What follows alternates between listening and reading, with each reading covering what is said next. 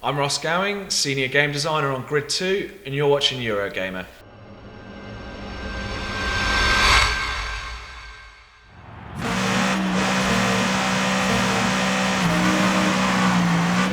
Greetings gamers, Ian from Eurogamer here with another exclusive interview, this time for all you fans of four wheels. That's right, I got the chance to pop along to Codemasters HQ to try out a few laps on some of Grid 2's multiplayer modes, and while I was doing that I captured all this brand new exclusive multiplayer gameplay. But as you can see, I captured from someone who is actually good at the game because I spent most of my time crashing into walls and spinning off the track. Here's Ross Gowing from Codemasters to give us a quick overview of the multiplayer features.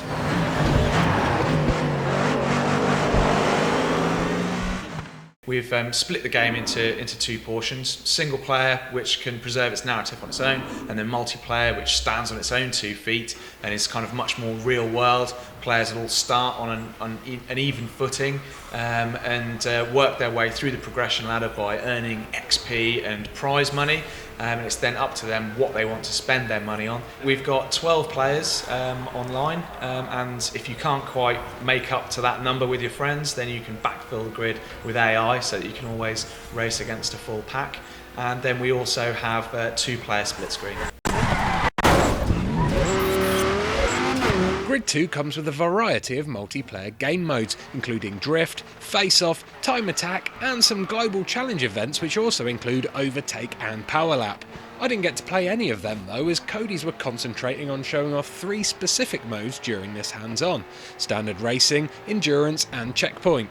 Standard Racing is, well, standard stuff, so I asked Russ to clarify what Endurance and Checkpoint modes would entail.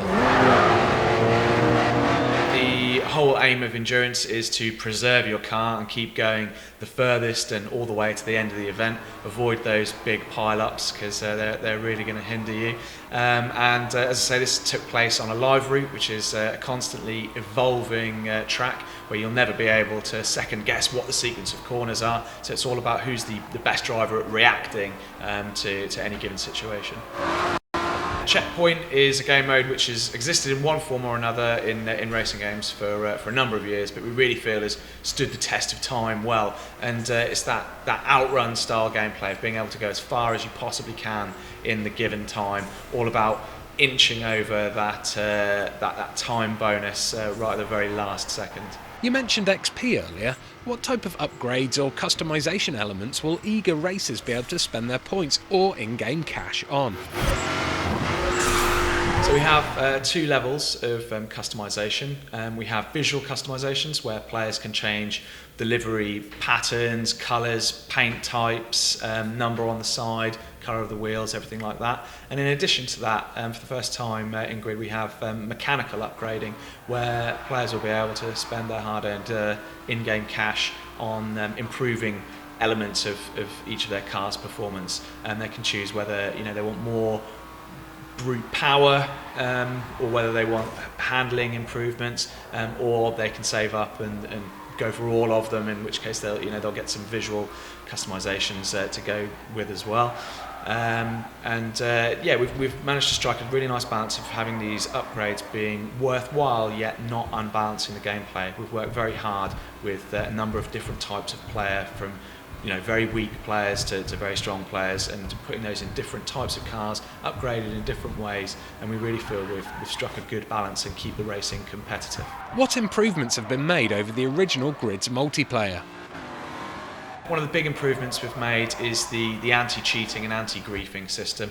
We know how much our community hate cheaters and griefers, so we've worked really hard to come up with systems that will identify those players who like to race a bit too dirty, and will match players appropriately. So if you're a clean racer who likes to stick to his lines and be contact free, you'll be paired up with players like that. Oh, so does that mean I'm not going to be able to troll people by driving backwards around the tracks then? Players who drive backwards shouldn't cause you any grief in Grid 2. Players like that we look to ghost from the session, and then if they continue to mess around, then they'll be disqualified and they won't ruin your race. During one particularly tight corner, I noticed I was given a penalty for corner cutting, but I didn't see any time penalties added at the end of the race. How exactly was I penalised?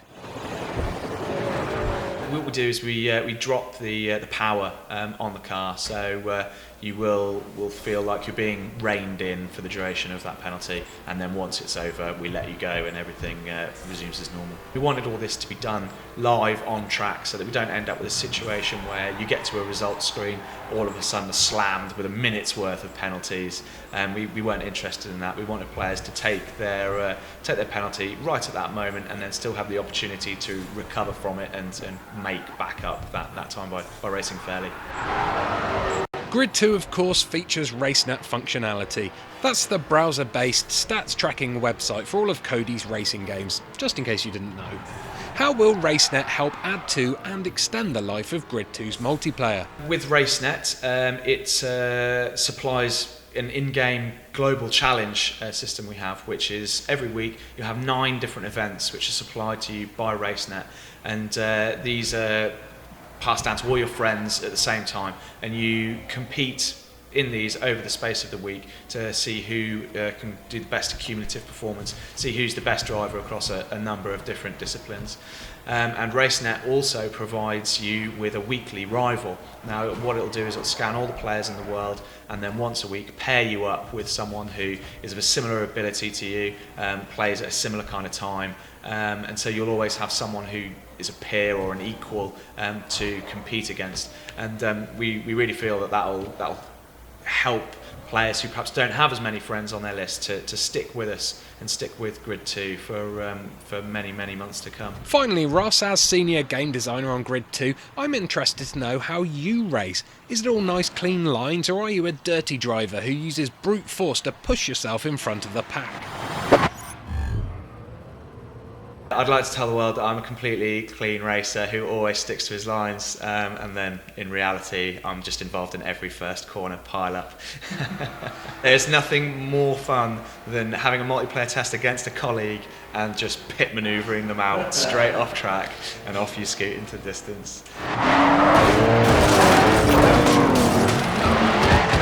As Codemasters continue to fine-tune their races, the quality also continues to rise, and while I'm not the best of drivers so can't comment on the finer details of the gameplay from a pro's perspective, I did notice how gorgeous the game looked in multiplayer, as you can see here, and how realistically all the cars handled.